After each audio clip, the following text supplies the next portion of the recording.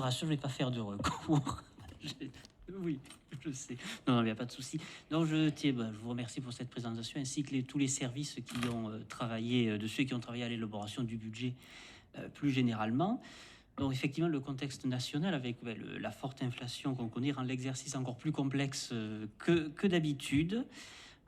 Nous avons noté que des efforts ont été menés pour réduire certaines dépenses de fonctionnement, notamment sur l'énergie. Je pense aux travaux de la commission ad hoc sur la sobriété, auxquels tout le monde ici a participé, à l'exception de l'éclairage public en cœur de nuit. Voilà, tout ça va dans le bon sens et nous l'a fait.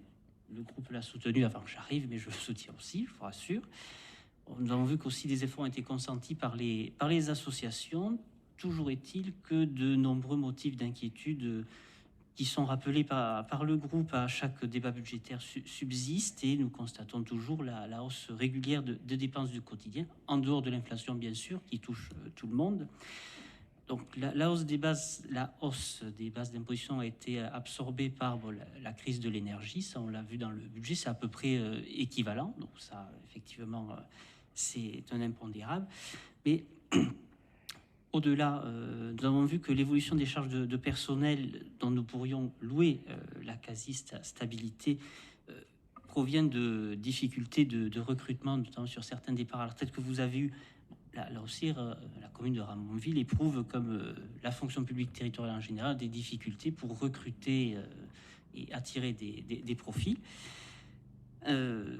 Ensuite, la poursuite de la forte inflation cette année laisse augurer, et c'est très heureux pour les agents, une revalorisation du SMIC, déjà au 1er janvier 1,8%, et peut-être du point d'indice dans les prochains mois. Donc notre question, c'est est-ce que vous avez provisionné et réfléchi pour répondre à ces futures augmentations qui vont s'imposer à toutes les collectivités, bien évidemment.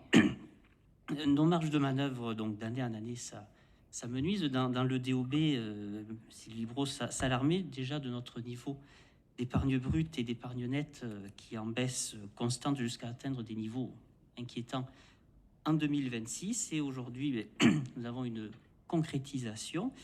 L'épargne brute qui est annoncée à 1,5 million d'euros sur un budget de presque 20 millions donne un taux d'épargne brute de 7,1%, en deçà du ratio satisfaisant communément admis entre 8 et 15%, ce qui, dans la période difficile que nous traversons, risque de mener à une dégradation inquiétante et à fragiliser notre avenir et les capacités d'investissement. Déjà depuis le DOB qui annonçait, c'était une annonce, 580 000 euros d'épargne nette. Aujourd'hui, on voit que le niveau est légèrement plus bas, donc on voit les effets de l'inflation et des choses. Donc si cette tendance n'est pas infléchie, comment nous pourrons continuer à financer les investissements indispensables au développement de notre ville, de maintenir le service public auquel nous sommes tous attachés, sans cacher aux Ramonvillois une future hausse d'impôts? Je sais que c'est ce que vous avez dit tout à l'heure, que c'est la solidarité, mais qui pèse aujourd'hui sur ceux qui sont assujettis à la taxe foncière uniquement. Donc, au niveau des investissements, nous regrettons que 2 millions d'euros qui étaient fléchés vers des projets culturels dans la PPI aient disparu, l'espace modulaire du château de Soule ou d'autres investissements culturels, même si j'ai noté que certains restaient cette année, vous l'avez souligné.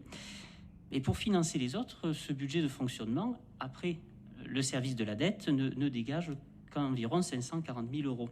Alors, vous avez eu recours cette année à une vente à bon prix au Sicoval de la maison de l'économie sociale et solidaire pour un montant de 750 000 euros. Et pour le reste, c'est 3,8 millions d'emprunts. Alors, peut-être c'est un budget primitif, donc peut-être ne seront-ils pas tous contractés. Et même si notre ville, il faut le reconnaître, a un taux d'endettement relativement faible par rapport à la moyenne et que notre stock de dette est sain, la remontée des taux d'intérêt renchérit le coût de l'emprunt. Donc notre inquiétude, c'est quel taux pouvons-nous aujourd'hui espérer quand ils seront contractés et quel impact sur le budget. Donc dans ce contexte, avec de nombreuses incertitudes liées à l'inflation, ce budget ne nous semble pas, malgré quelques avancées que nous reconnaissons, entre l'infléchissement nécessaire pour maintenir dans l'avenir une capacité d'investissement et pour maintenir la qualité de nos services publics dans la durée, sans faire planer le risque d'un nouveau recours au levier fiscal. Donc pour toutes ces raisons, nous voterons contre ce budget. Voilà, je vous remercie. Merci, Monsieur Danjean.